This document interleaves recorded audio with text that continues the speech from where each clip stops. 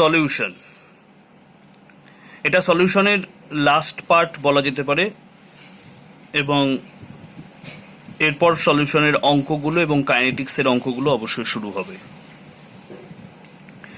তো এটা আমাদের 6 নম্বর চ্যাপ্টার এর শেষ অংশ, এবং এর সঙ্গে আমি আগের দিন তোমাদের অনুশীলনীর যে পড়াগুলো দিয়েছি সেই পড়াগুলো অবশ্যই পুরো চ্যাপ্টার রিলেটেড, তার জন্য তার অধিকাংশ অংশটাই তোমরা পড়ে ফেলতে পারবে। যেখানে যে প্রবলেমটা হবে সেটা অবশ্যই আমাকে জানাবে। আজকে আমাদের শেষ অংশের মূল টপিক হচ্ছে অ্যাবনর্মাল কলিগেটিভ প্রপার্টিজ, অর্থাৎ সংখ্যাগত ধর্মের অস্বাভাবিকতা। এর দুটো অস্বাভাবিক প্রপার্টিজ আছে, এক হচ্ছে association of solute in solution, অর্থাৎ সলিউশনের association of solute in solution. এটার অর্থ হচ্ছে একটা দ্রবণের মধ্যে দ্রাবের সংযোজন, সংযোজন বলতে পারো, বা যুক্ত হওয়া। এটা একটা অ্যাবনর্মালিটি প্রপার্টিজের মধ্যে পড়বে। অ্যাবনর্মাল কলিগেটিভ প্রপার্টিজের আর একটা পয়েন্ট হচ্ছে ডিসোসিয়েশন অফ সলিউটস ইন সলিউশন, অর্থাৎ দ্রবণের মধ্যে দ্রাবের ডিসোসিয়েশন বা বিয়োজন একটা কারণ হতে পারে। এবং লাস্ট পয়েন্ট দেখতে পাচ্ছ ভ্যান্ট অফ ফ্যাক্টর। আমরা মূল আলোচনায় চলে আসছি, এটা তোমরা খাতায় লিখে নিয়েছো, এবং এখন আমি যেটা আলোচনা করব সেটা অবশ্যই অ্যাবনর্মাল কলিগেটিভ প্রপার্টিজ কি। নামটা শুনে বুঝতে পারছো, অ্যাবনর্মাল কলিগেটিভ প্রপার্টিজ মানে কলিগেটিভ প্রপার্টিজের একটা অ্যাবনর্মাল নেচার, একটা অস্বাভাবিক আচরণ। এই অস্বাভাবিক আচরণ একটা কলিগেটিভ প্রপার্টির ক্ষেত্রে দেখা যায় মূলত দুটো কারণে, অ্যাসোসিয়েশন অ্যান্ড ডিসোসিয়েশন, অর্থাৎ সংযোজন এবং বিয়োজন। এই দুটো মূল কারণ হচ্ছে একটা কলিগেটিভ প্রপার্টিজ, একটা কলিগেটিভ ধর্মের বা একটা সংখ্যাগত ধর্মের অস্বাভাবিকতার মূল কারণ। এখানে অস্বাভাবিকতা বলতে কি বোঝানো হয়েছে? এখানে অস্বাভাবিকতা বলতে বোঝানো হয়েছে যে যদি আমরা ধরে নিই একটা নির্দিষ্ট দ্রবণ যেখানে নন ভোলাটাইল একটা সলিউট নেওয়া হয়েছে, কিন্তু আমরা পরের দুটো term non electrolyte and non associated, এই টার্মটা উচ্চারণ করলাম না। তার মানে নন ইলেকট্রোলাইট আর নন অ্যাসোসিয়েটেড এই দুটো টার্মের উপরেই কিন্তু অ্যাবনর্মালিটি নির্ভর করছে। তো আমরা যদি একটা দ্রবণ নিই যার মধ্যে একটা সলিউট অর্থাৎ একটা দ্রাব আছে, এবং সেই দ্রাবটা কি প্রকৃতির সেটা আমরা যদি না জানি, এবং আমরা ধরেই নিই যদি প্রকৃতিটা, আমরা ধরে নিচ্ছি প্রকৃতিটা কেমন, নেচারটা কেমন সলিউটটার, অবশ্যই নন ইলেকট্রোলাইট, নন অ্যাসোসিয়েটেড।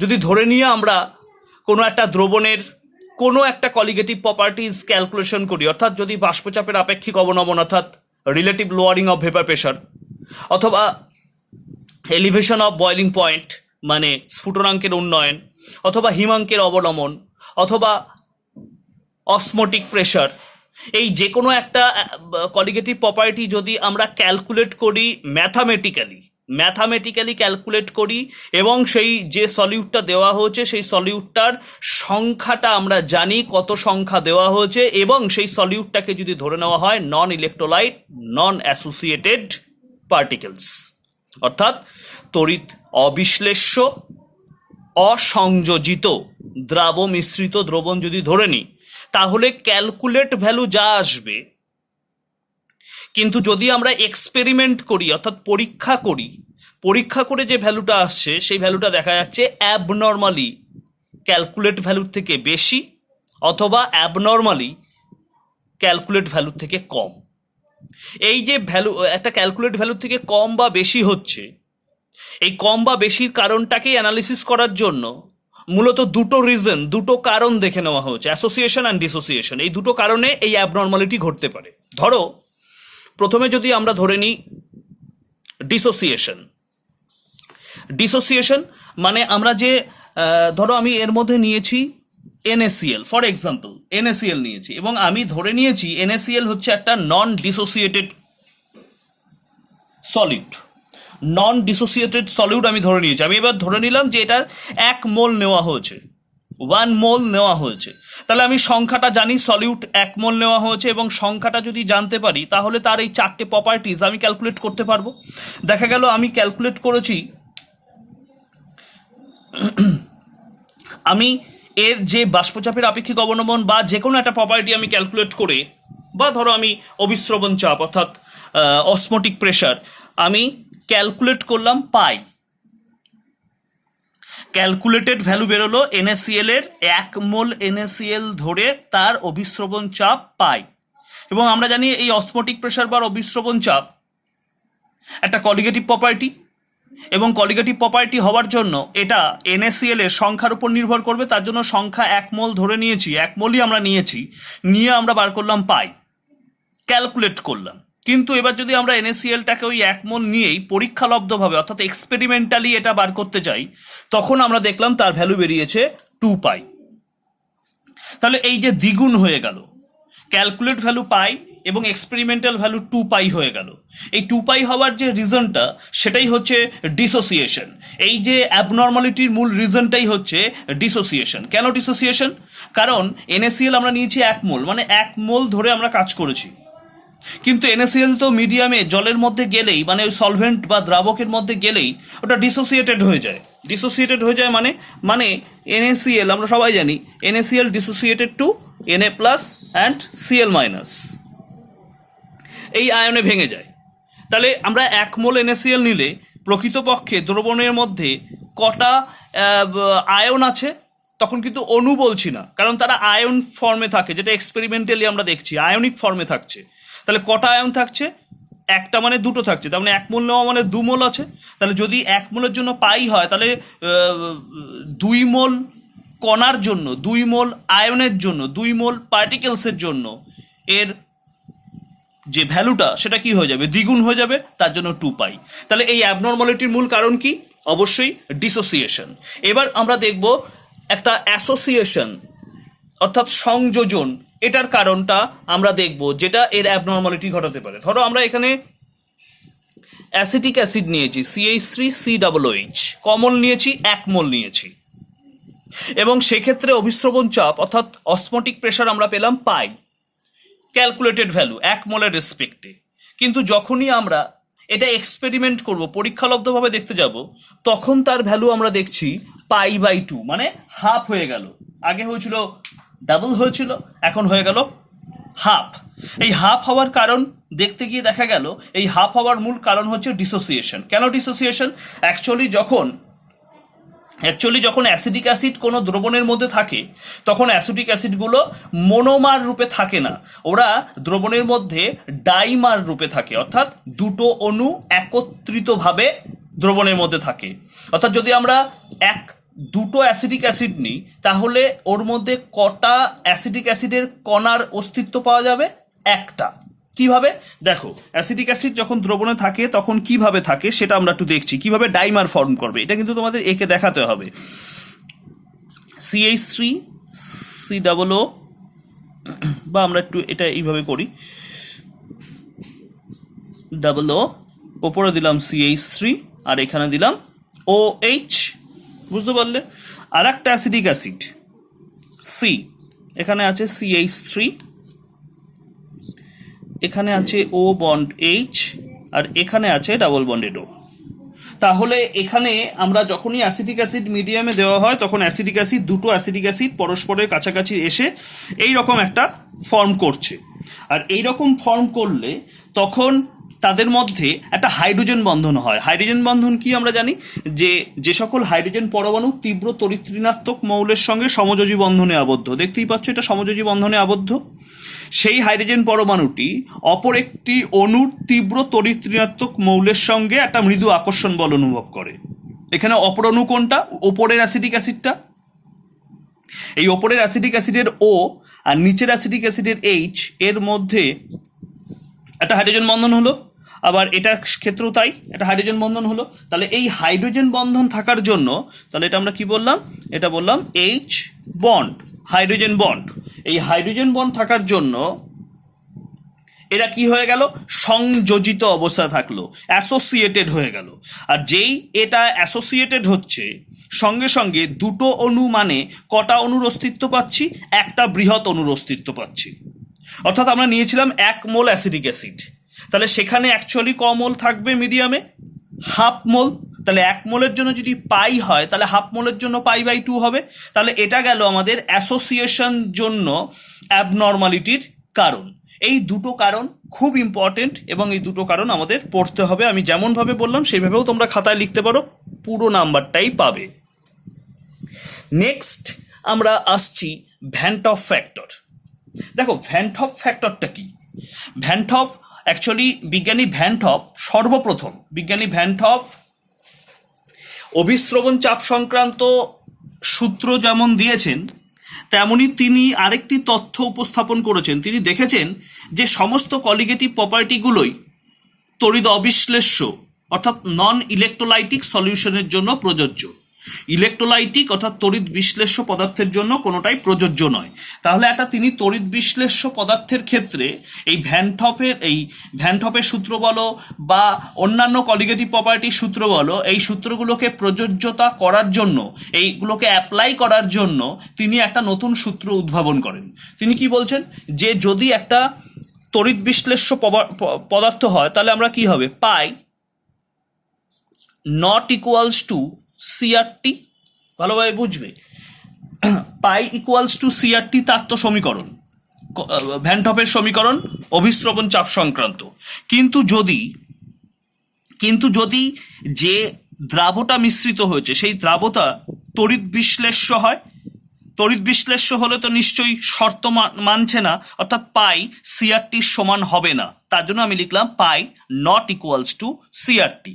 এবং তিনি বিভিন্ন পরীক্ষা করে এটা প্রমাণ করছেন যে এক্ষেত্রে মানে তড়িৎ বিশ্লেষ্য পদার্থর ক্ষেত্রে পাইটাকে যদি সিআরটির সমান হতে হয়, তাহলে সিআরটির সঙ্গে একটা সংখ্যা মান, একটা নাম্বার, একটা সংখ্যা মান গুণ করতে হবে, মাল্টিপ্লাই করতে হবে। তখন তিনি সেই সংখ্যাটাকে গুণ করলেন, সেই সংখ্যাটা হলো আই সিআরটি। তাহলে এই আইটাকে বলা হয়েছে ভ্যান টপ গুণক বা ভ্যান টপ ফ্যাক্টর। অর্থাৎ যে সংখ্যামান গুণ করলে একটা তড়িৎ বিশ্লেষ্য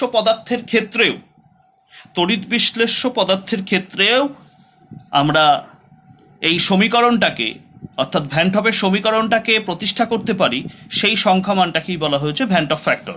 তাহলে যখন এমনি তড়িৎ বিশ্লেষ্য পদার্থের ক্ষেত্রে এটা আমরা পাই প্রাইম ধরতে পারি, পাই যদি একটা তড়িৎ বিশ্লেষ্য পদার্থ হয় নট ইকুয়ালস টু সিআরটি। আর যখন এটা আই গুণ করছি তখন সেটাকে আমরা পাই ধরলাম। তাহলে আমরা কি বলতে পারি, আই সমান সমান পাই ড্যাশড বাই পাই, আই সমান সমান পাই বাই পাই ড্যাশড। এটা হচ্ছে ভ্যালু। মানে এটা যদি হয় পাই ড্যাশটা যেটা আমরা ধরেছি সেটা যদি হয়ে যায় তোমার পরীক্ষালব্ধ মান বা ক্যালকুলেটেড ভ্যালু বলতে পারি। আর এটা যদি পরীক্ষালব্ধ মান হয় তাহলে I equals to pi by pi prime. অর্থাৎ আমরা এখান থেকে কি পেলাম, আমরা এখান থেকে পেলাম যে পরীক্ষালব্ধ মানের অভিস্রবণ চাপ বাই তাত্ত্বিক অভিস্রবণ চাপ। বইতে এটা একটা উল্টো দেওয়া আছে, তুমি বইয়েরটাই করবে, আমি জাস্ট বোঝানোর জন্য করেছি। পরীক্ষালব্ধ অভিস্রবণের চাপ পাই, এটা আমরা তো পরীক্ষা করে পেয়েছি, আর এটা ক্যালকুলেটেড পেয়েছি। তাহলে ক্যালকুলেটেড ভ্যালু অর্থাৎ তাত্ত্বিক ভ্যালু হচ্ছে নিচে। তাহলে আমরা এইভাবেই পরীক্ষালব্ধ বাই তাত্ত্বিক মান করলেই, পরীক্ষালব্ধ মান এত বেরিয়েছে আর তাত্ত্বিক মান এত বেরিয়েছে, তাহলেই সেই দুটো রেশিও করলেই, পরীক্ষালব্ধ বাই তাত্ত্বিক করলেই আমরা ভ্যান টপ ফ্যাক্টরের মান বার করতে পারি। একই রকমভাবে প্রত্যেকটা সমীকরণের জন্যই আমরা এই আইটাকে রাখতে পারি। যে যদি আমরা বলি del Tb equals to Kb into m, এটা তো তোমার পরীক্ষালব্ধ মানটা, তাহলে এটা আমাদের ভ্যান টপ ফ্যাক্টর অনুযায়ী কি হবে, মানে এটা তো নট ইকুয়াল। তাহলে ইকুয়াল করতে গেলে কি হবে, del Tb equals to I into Kb into m. তাহলে এটা তড়িৎ বিশ্লেষ্য পদার্থের জন্য প্রযোজ্য হচ্ছে না, কিন্তু আই দিলে প্রযোজ্য হচ্ছে। তাহলে প্রত্যেকটা কলিগেটিভ প্রপার্টির সূত্রের সঙ্গে আমরা আই গুণ করে দিলে তড়িৎ বিশ্লেষ্য পদার্থের ক্ষেত্রেও আমরা এই ভ্যান অফ ফ্যাক্টরের মান অর্থাৎ এই কলিগেটিভ প্রপার্টির মান আমরা নির্ণয় করতে পারি এই ভ্যান অফ ফ্যাক্টর দিয়ে। তো এটাই এখানে আছে, এটা পুরোটা পড়বে, দেখবে এটা বক্সের মধ্যে 87 পেজের ডান দিক বরাবর নিচের দিকে বক্সের মধ্যে প্রত্যেকটা সূত্রের জন্য এটা যে এটা অ্যাপ্লিকেবল হয় সেটা আমরা দেখিয়েছি। এবং আলফার সঙ্গে এর ভ্যালুটা কি দেখবে 88 পেজ, আলফার সঙ্গে আই এর ভ্যালুটা কি, মানে আলফা ইকুয়ালস টু, আলফা মানে কি, আলফা মানে বিয়োজন মাত্রা, ডিসোসিয়েশন কনস্ট্যান্ট। তাহলে ডিসোসিয়েশন কনস্ট্যান্টের মানও আমরা এখান থেকে বার করতে পারি একটা সূত্র দিয়ে, alpha equals to I minus 1 by n minus 1। অর্থাৎ এখানে n কি, n হচ্ছে, ধরো যদি আমাকে একটা তড়িৎ বিশ্লেষ্য পদার্থ দিয়ে বলল এর বিয়োজন মাত্রা এত, তাহলে কিন্তু আমরা ভ্যান অফ ফ্যাক্টরের মান বার করতে পারবো। আর যেই ভ্যান অফ ফ্যাক্টরের মান বার করতে পারবো তাহলে প্রত্যেকটার ক্ষেত্রেই কিন্তু আমরা কলিগেটিভ প্রপার্টি বার করতে পারবো। মানে ধরো তোমাকে বলল যে একটা পদার্থ তার বিয়োজন মাত্রা 75, তাহলে বিয়োজন মাত্রা আমরা কিভাবে বার করি, বিয়োজন মাত্রা বাই 100 হয়ে যায়, তার মানে 0.75, তাহলে 0.75 বসাবো আলফার জায়গায়। আর যে পদার্থটা দেওয়া আছে, যে তড়িৎ বিশ্লেষ্য পদার্থ দেওয়া আছে, ধরো দেওয়া আছে NaCl, তাহলে NaCl বিয়োজিত হয়ে কি উৎপন্ন করে, Na+Cl মাইনাস, কটা আয়ন উৎপন্ন করেছে, দুটো আয়ন, এই দুটো আয়ন উৎপন্ন করেছে, এই দুই সংখ্যাটাই হচ্ছে N। অর্থাৎ একটা তড়িৎ বিশ্লেষ্য পদার্থ বিয়োজিত হলে যতগুলো আয়ন উৎপন্ন করে সেটাই N, তাহলে এই N এর জায়গায় বসিয়ে দেবো। তাহলে আলফা বলে দিয়েছে, Nটা আমরা বার করতে পেরেছি, তাহলে আই বার করতে পারবো। আর আই বার করতে পারলেই তার অভিস্রবণ চাপ যদি গাঢ়ত্ব দেওয়া থাকে এবং উষ্ণতা দেওয়া থাকে, তাহলে এই সূত্র দিয়ে আমরা গাঢ়ত্বের জায়গায় গাঢ়ত্ব বসাবো, আই বসাবো, তাহলে আমরা তার অভিস্রবণ চাপটাও কিন্তু বার করতে পারবো। একইভাবে আমরা স্ফুটনাঙ্কের উন্নয়ন বা অন্যান্য টার্মও বার করতে পারবো যদি আমাদের সেই পদার্থটার কতটা তড়িৎ বিশ্লেষ্য সেই মানটা দেওয়া থাকে, অর্থাৎ আলফার মান আমরা জানতে পারি এবং তড়িৎ বিশ্লেষ্য পদার্থ কোনটা সেটা যদি জানতে পারি তাহলে কিন্তু আই বার করতে পারবো। এবং আই বার করতে পারলে যে কোনো তড়িৎ বিশ্লেষ্য পদার্থের ক্ষেত্রেই আমরা যে কোনো কলিগেটিভ প্রপার্টির মান সহজেই নির্ণয় করতে পারবো। যাই হোক, এইটুকু ভালোভাবে দেখবে, দেখে যদি কোনো সমস্যা হয় আজকে রাতের বেলা কিন্তু আমাকে অবশ্যই বলবে, তাহলে চ্যাপ্টারটা শেষ হবে এবং এর পরবর্তী চ্যাপ্টার কিভাবে কি শুরু হবে সেটা আমি অবশ্যই বলবো। আর আমরা তো পুরো কাছাকাছি চলেই এসছি, খুব দ্রুত এই সপ্তাহ থেকেই আমরা তো কিছু কিছু জন করে সামনে বসছি। তোমাদের সমস্যা এতদিন যা ছিল সেটা খুব সহজেই দূর হবে এবং এতদিন অনলাইনে আমাকে সাপোর্ট করার জন্য তোমাদের কাছে অসংখ্য অসংখ্য ধন্যবাদ।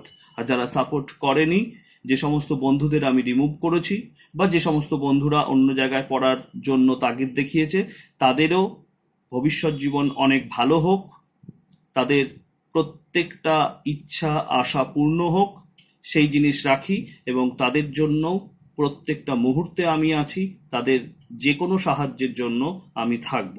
আশা রাখছি তোমরাও সেই বন্ধুদের সঙ্গে থাকবে, কারণ আমরা কখনো কোনো দ্বিমত বা কোনো প্রতিযোগিতায় যাব না।